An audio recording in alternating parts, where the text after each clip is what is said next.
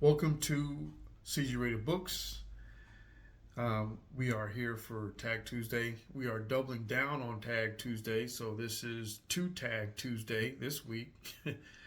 And we're going to follow up with the Get to Know My Taste tag. I was tagged by Reney from over there at Beyond Books with Raina over there. And new co-host or assistant co-host, uh, Riley. Nice to meet that young fella.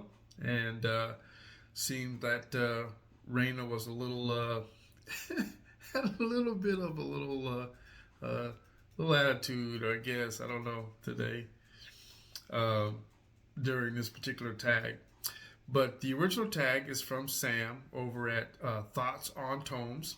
And this is going to be a little bit longer. I actually did this recording once already, and I just really just bogged it down with a whole bunch of jibber jabber, and it took me way too long to finish it. By the time I got finished with the video, it was 40 minutes long. Shouldn't be that long. It's a longer tag than the other one that I did. This one has got a total of 15 prompts. So I am going to shorten my answers, get them knocked out a little bit quicker, and not drag it out. So with that in mind, let's go ahead and get started. Prompt number one is how do you rate books? Right? Give a quick rundown of how you do your star ratings, or if you don't use star ratings, how do you evaluate your books? And I do use a star rating. I use a star rating 1 through 5 with a point system as well.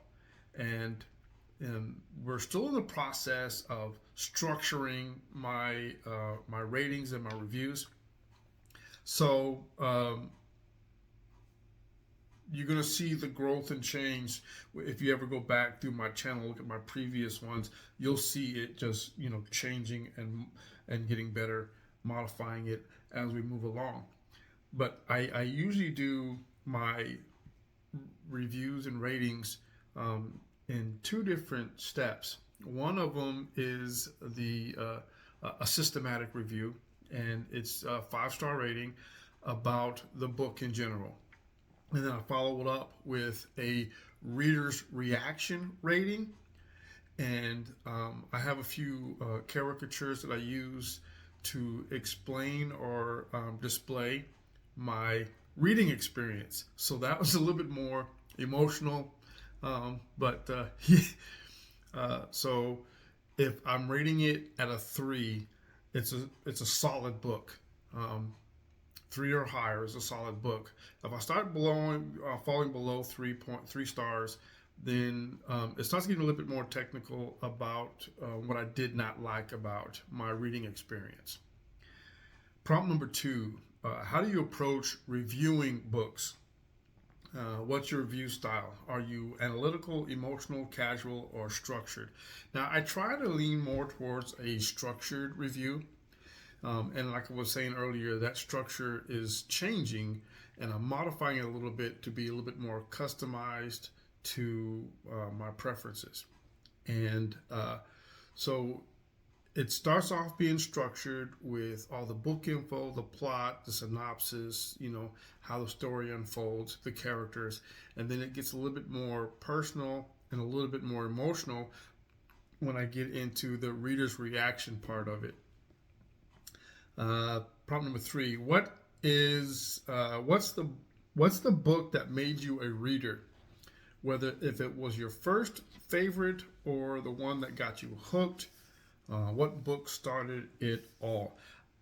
I really can't tell. I've been reading, since I was a kid, youthful. I mean, like even through middle school. Spend lots of time in the library. So one of the very first books I could ever recall reading was, of course, anything from the Dr. Seuss library. But like the first book that I actually read was The Call of the Wild.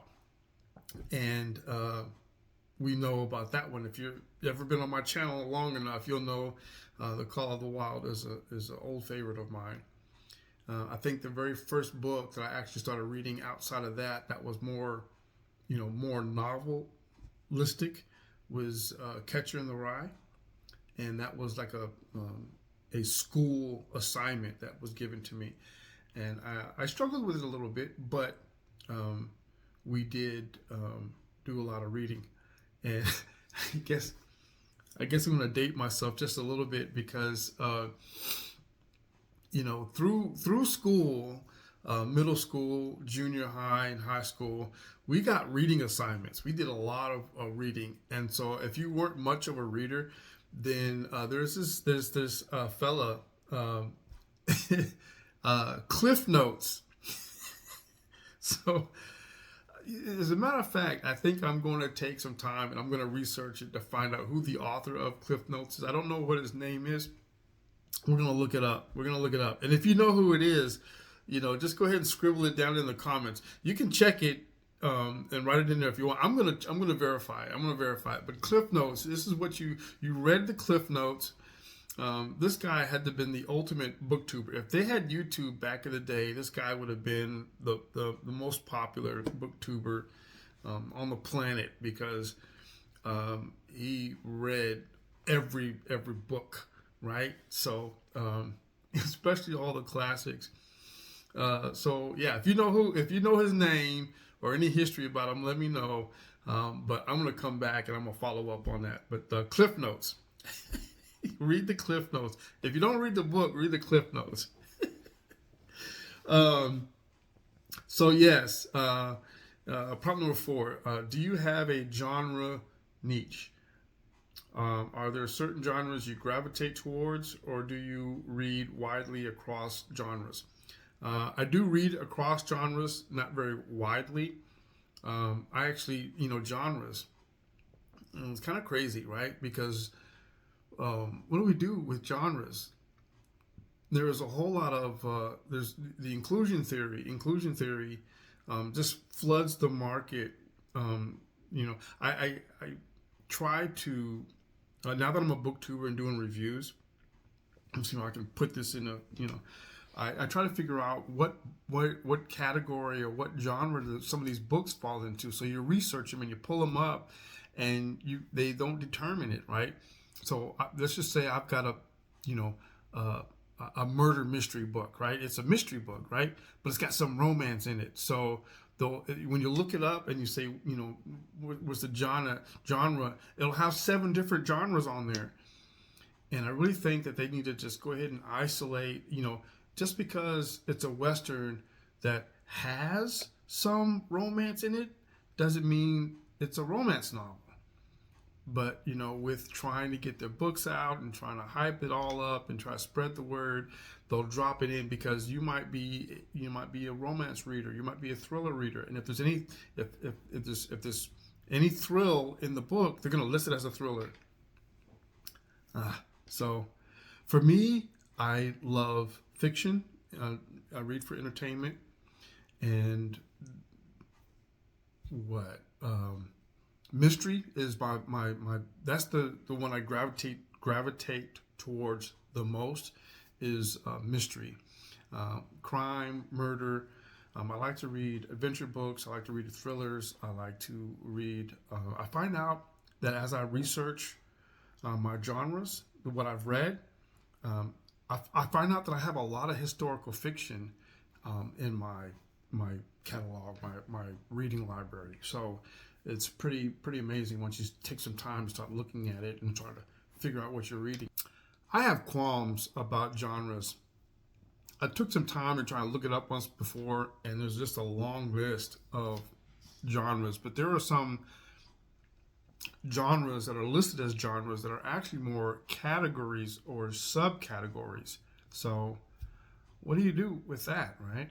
I don't know. Problem number 5. Do you generally prefer character-driven or plot-driven stories? I do. I like plot-driven, but I like plot-driven with character development. Story can only get so good, can only be so good if the characters are bland, right? What's a book you love so much that you don't care if others don't like it? What's that one book you love enough for everyone? Um, Grimoire Noir, a book I love, and I love it enough that if nobody else loves it, Grimoire Noir. As far as I don't know, nothing that I really care about is driven by what other people care about. So that's kind of the first part of that question is kind of difficult to answer. Prompt 7. What's a book you love so much that if someone doesn't like it, you know your reading tastes don't align? The book or books where a difference of opinion is a strong indicator of different reading preferences. Uh, it's I don't actually I don't know where my reading tastes align with others because I'm very opinionated, to be honest with you, and so there's a lot that I don't participate in, like horror stories, demonic stories. I do read some Christian fiction. They're listed as thrillers, um, but I don't do vampires or horror books, and so there's a lot of stuff that I don't do romance. So there's a lot of stuff that I don't do that prevents me from being able to say that my tastes actually line up with something. But there's quite a few folks that read a lot of the same genres that I read. Westerns, mysteries, and of course, the thriller here and there. So, prompt number 8. What's in your trash pocket? What books, tropes, or themes that you know are bad, but you love them anyway? It's a difficult question because I guess murder's bad. I like murder mysteries. I like mysteries in general, but it's another one of those questions that's kind of tricky because um, I don't really love the bad parts of. I actually try to. I read them because I like to see the good overcome. So I don't know. That's weird. Um, Number 9. Do you have any deal breakers in books? Something that, if present, immediately turns you off from a book. I don't like political controversy, and I don't like demonology. Right. So I'm not into witchcraft too much. Fantasy, really, I play a very thin role in fantasy. If it gets too far out of hand, I won't. I won't. And it's difficult for me too. So I don't like to DNF. As a matter of fact, I don't have very many books that I've ever DNF'd. Um, I can't recall any off the top of my head actually, because I don't like to do it. So I normally stay away from titles that dance on the edge of my comfort zone. And so that way I don't have to risk DNFing a book. I will not read a book if the synopsis, story, um, even dances around the perimeter of being able to turn me off from the book. Prompt number 11. What do you look for in writing? What makes a book stand out to you? Is it the prose style, themes, the voice, the structure, or something else? Okay, so first off, the voice of the book. It's usually the author's voice. I don't really like reading books that are designed to prove a point or make a stand. I want to read for entertainment. So I like watching people overcome terrible situations. And so I like being able to see good prevail. So, I read murder mysteries because I want to see the guys being, how's it get caught, reading those character developments, understanding that, and being able to see how it outlines for reality, the people that are actually around me, you know. So I love structure. I love, especially prose. I don't like it when the prose is, overly educated or if it's very lofty. If the writing style is extremely difficult, that's really not for me. If they are writing about, and let me talk about voice again. If they're writing about um, historical situations and not necessarily to say what's right or what's wrong, it's just here's what happened. I can enjoy those as well. So very good plots, good creative writing, descriptive writing, and those are fantastic books to me. I love those. I love them. Number 12. Yes, okay. So, number 12, how do you decide what to read next? Do you plan ahead? Do you mood read?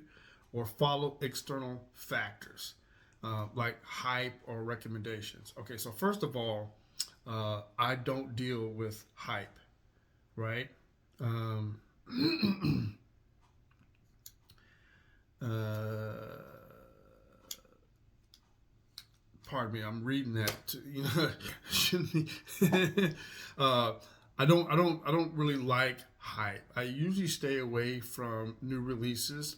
I like to go to the library and find books. Incidentally, I will walk up and down the aisle, shelf by shelf, checking out the books, and it's usually the title is the first thing that stands out. So as I'm going down, and I'll see the title in that spine. When that spine is shown, right? There's a couple of library books here. It'll grab my attention. Oh, that's a nice title. Oh, that's a nice, spine. I'll grab the book, and then everything else from there is like, oh wow, the size of the book, the size of the print, right? The story. I'll read the back of the book. I like. Sometimes it's the way the book feels. I don't even want to put the books back sometimes if they got that nice little felty feeling. Slightly dense, not heavy, right? And then, of course, the wonderful covers. These are library books I just got yesterday. Yeah, first of all, the title got me, right? Chaos at the Lazy Bones Bookstore. Both of these books are about writers. I got these just yesterday. And I got these from the Saginaw Library. So I have two different library systems. There's actually three of them here.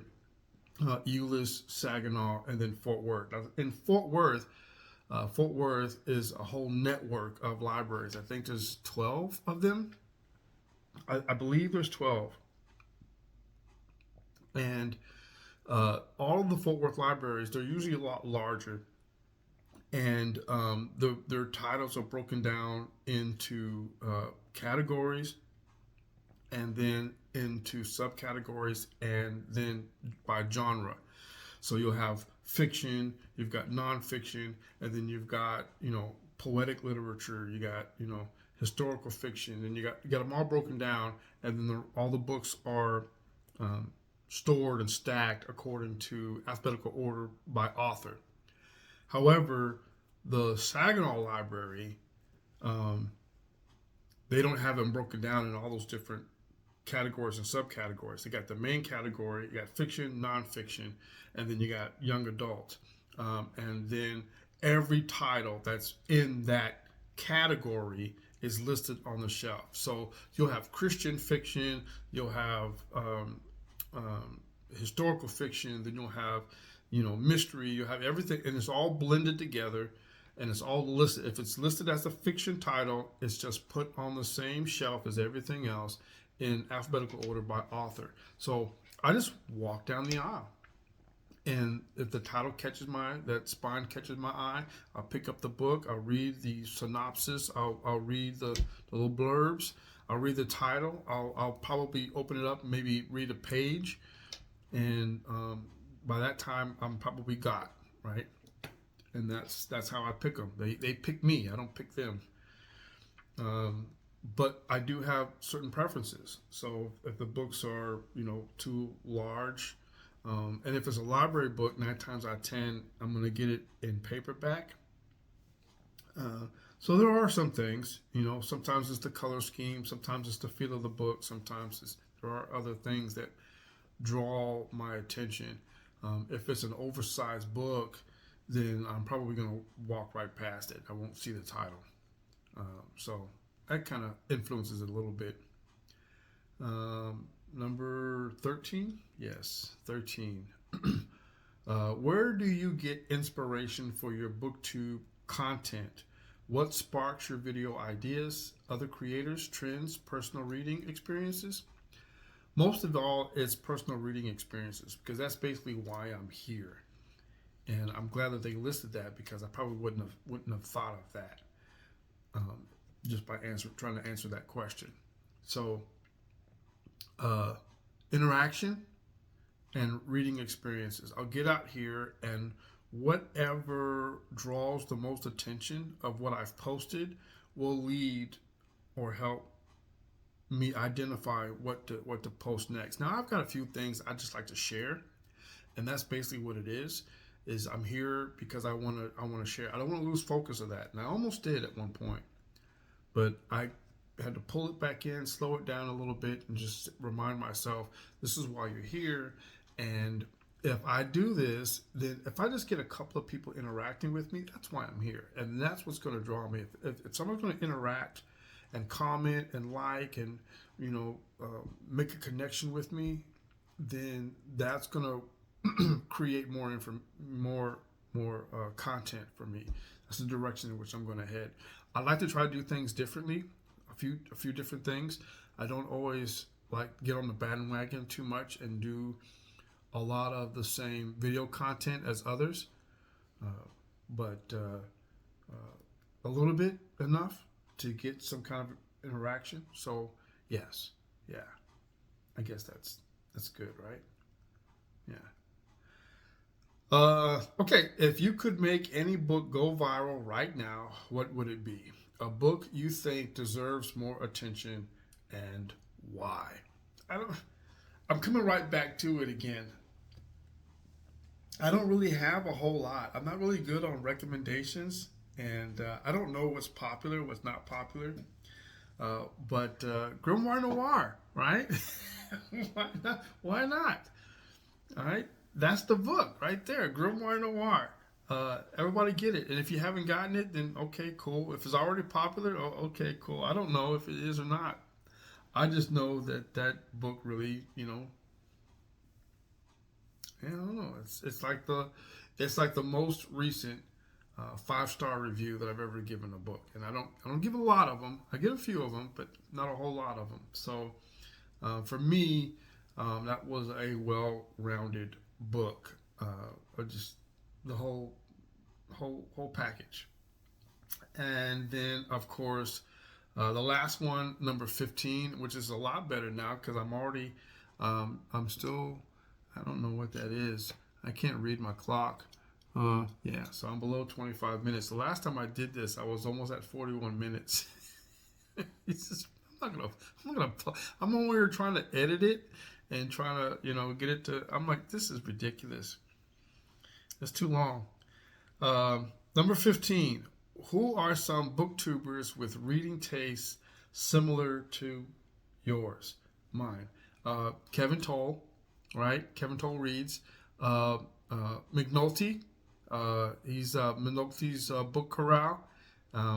Let's see, Criminology, Ollie from Criminology. Who else? There's quite a few folks out there that read a lot of similar books, mystery books. But you got to also realize too that I'm not a new release reader. I'm not a infamous or popular author reader. I like to read the forgotten authors. I like to read the up and comers. I like to read the older releases. Nothing current and up to date. So a lot of times I will come out here to YouTube and watch videos of books that I wouldn't normally check out. Watch the reviews for books that I wouldn't normally check out, because it's kind of my way of being connected, right? So there's quite a few folks out there. I got over 600 channels, over 600. I'm probably close to 7 something now, but quite a few.